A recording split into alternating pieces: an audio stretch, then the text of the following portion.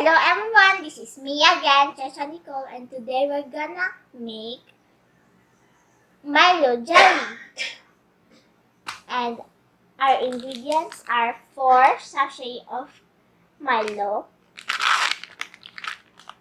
1 sachet of rich instant cocoa powder, 1 sachet of gulaman powder, white unflavored, Goya cocoa powder, unsweetened, and 6 cups of water. And we're also gonna use pan, spatula, big mixing bowl, and a measuring spoon. Are you ready? Let's start!